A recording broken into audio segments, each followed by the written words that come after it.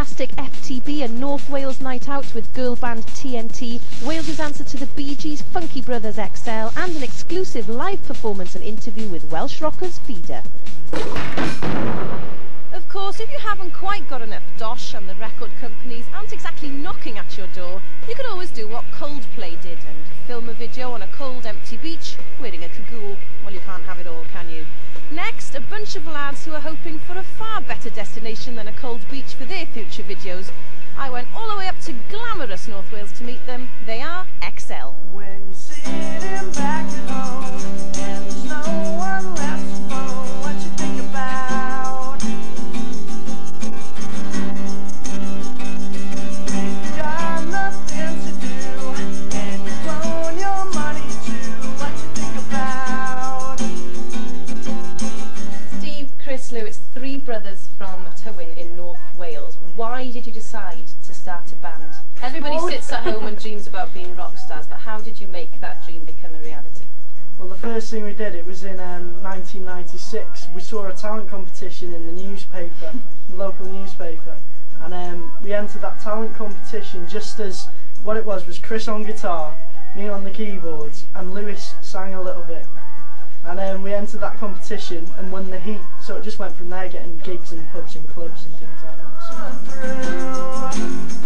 You're either in or you're out. If you leave, don't turn around. 'Cause if you go now, there ain't a lot to do.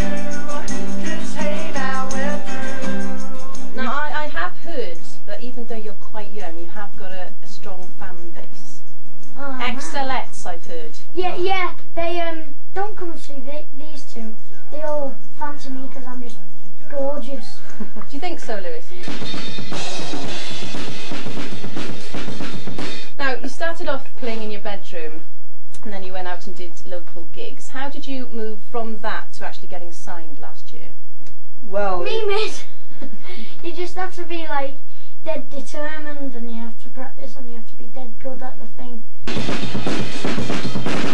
got RCA Records were interested in some of our songs, so they flew us to New York. Oh, as you do. As you do.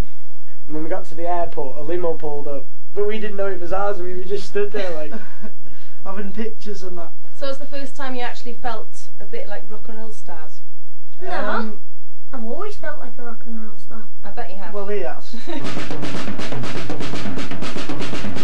Do you think it's a gift to be brothers, or do you think sometimes it can be a hindrance within a band? it's good, but it's good in that we can all argue and fight, but we don't split up.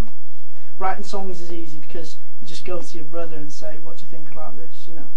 Do you think you're quite level-headed and you're going to keep your feet on the ground, or do you think that fame might change you? If you lose it and get a big head and think you're something you're not, then, you know, your career's just going to end there. Hey, so. I'm already a big head. We're recording at the minute in London and doing our demos here with the equipment that we've got. And so it's, you know, mid this year we'll hopefully get our record deal and release a single. And what about a tour? That's all. Oh. Just hey now.